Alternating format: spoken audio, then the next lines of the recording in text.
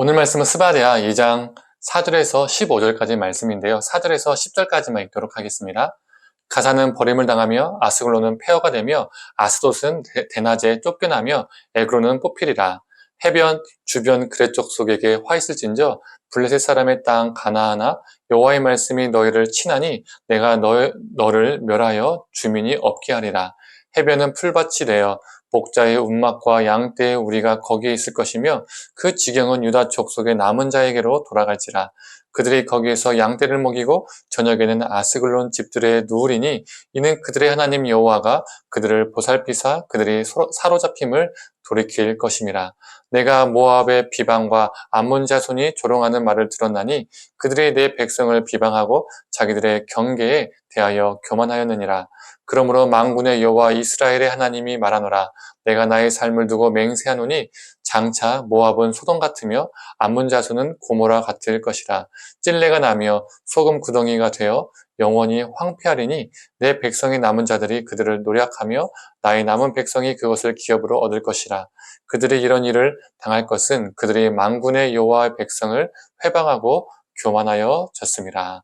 아멘. 오늘 아침 묵상을 통해서 하나님의 은혜가 있기를 간절히 소망합니다. 이 여호와의 날에 하나님의 심판이 유다 백성들을 시작으로 임하고 또 오늘 본문은 유다의 주변 국가들에게도 하나님의 심판이 임한다라고 말하고 있습니다. 먼저 어느 나라가 언급되고 있습니까? 바로 블레셋이죠. 블레셋은 유다의 서쪽에 있는 도시국가였습니다.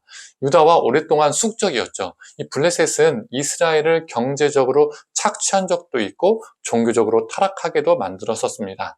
이 때문에 블레셋은 애기치 않은 때에 쫓겨나고 뽑히고 폐허가 된다라고 하나님은 선언하십니다. 거하는 사람이 없어서 목자들이 양을 치는 곳이 될 것입니다. 또 8절에서 10절까지는 모압과 암몬에 대한 심판을 말하고 있습니다. 블레셋은 유다의 서편이라면 모압과 암몬은 유다의 동편에 있는 나라들이죠. 모압과 암몬은 유다가 약해졌을 때에 유다를 조롱했던 나라들이었습니다. 특히 이 바벨론에 의해서 망할 때, 유다가 멸망할 때에 큰 역할을 해줬던 나라들이 이 모압과 암몬이었습니다. 이 바벨론 침공 때에 길잡이를 해줬거든요. 이 하나님은 그들이 소돔과 고모라처럼 멸망당할 것이라고 선언하셨습니다. 그런데 창세기에서 소돔과 고모라 하면 떠오르는 인물이 있지 않습니까? 아브람 말고 또 누가 있죠? 롯이 있습니다. 롯. 이 모압과 암몬이 누구의 자손이죠? 이 롯의 후손들입니다. 소돔이 심판당할 때 하나님은 롯을 살려주셨지만 이번에는 상황이 다르다는 거예요. 롯의 후손 모압과 암몬은 소돔의 심판 때처럼 심판을 받게 된다는 것입니다. 12절에는 구스에 대한 하나님의 심판이 언급이 됩니다. 구스는 유다의 남쪽에 있는 나라죠. 지금의 수단과 에디오피아의 옛 이름입니다. 애굽이라는 나라가 더 큰 나라인데도 이 구스가 언급된 것은 그 당시 구스가 이 남쪽 가장 끝으로 여겨졌기 때문입니다. 이제는 어디만 남았습니까? 유다의 동서남북 중에 어디만 남았죠? 서쪽에 블레셋, 동쪽에 모압과 암몬, 남쪽에 구스가 언급되었으니까 북쪽만 남았겠죠. 북쪽.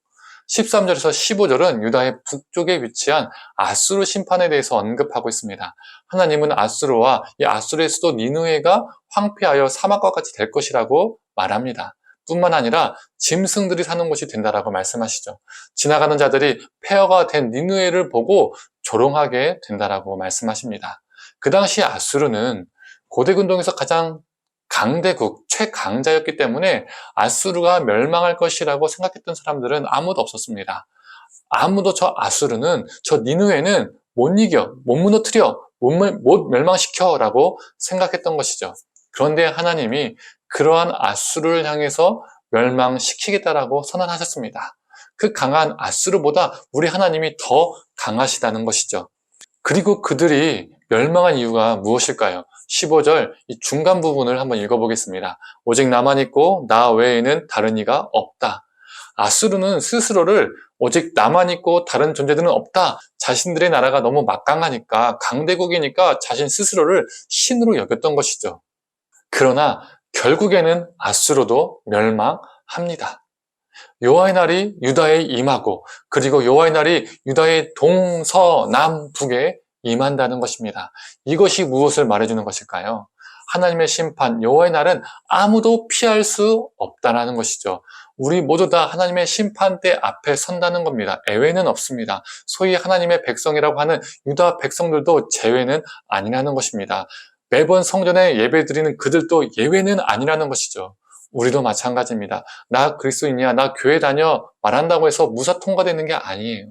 세상 마지막 때에 모태신앙이라고 해서 교회 오래 다녔다고 해서 중직자라고 해서 봉사 많이 했다고 해서 그런 등등등등의 이유로 제외되지 않습니다. 우리 모두 다 하나님의 심판대에 서게 됩니다. 그때 그 여호와의 날로부터 구원받는 사람은 하나님을 찾고 구하며 하나님의 뜻대로 살기 위해서 몸부림 친 자들입니다.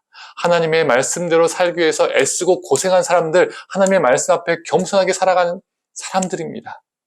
즉, 하나님과 자신의 삶을 상관하여 살아간 자들입니다. 성도님들, 모든 열방을 심판하시는 하나님 앞에 우리가 두려움과 떨림으로 매 순간 구원을 이루어가며 살아가는 존재가 되기를 원합니다. 오늘 하루도 거룩한 존재로 살아내는 우리가 되길 간절히 소망합니다. 함께 기도하겠습니다. 하나님, 마지막 때에 여호와의 날에 유다도 그리고 유다의 동서남북도 어느 누구도 하나님의 심판을 피할 수 없었음을 보게 됩니다. 하나님, 우리도 이 여호와의 날을 하나님의 심판을 그냥 자동적으로 프리패스로 피할 수 없음을 보게 됩니다. 하나님, 우리가 교만치 않게 하여 주시고 겸손케 하여 주시고 우리의 삶 속에서 여호와 하나님만을 붙잡게 하여 주시고 하나님의 말씀대로 살기 위해서 발버둥치며 몸부림치며 또 하나님의 말씀 때문에 또 고생도 하며 정말 살아가게 하여 주시옵소서. 그래서 하나님의 심판 때에 심판을 받는 것이 아니라 구원을 받는 우리가 되게 하여 주시옵소서.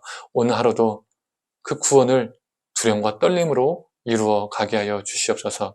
감사드리며 사랑에 많으신 예수님의 이름으로 기도드립니다. 아멘.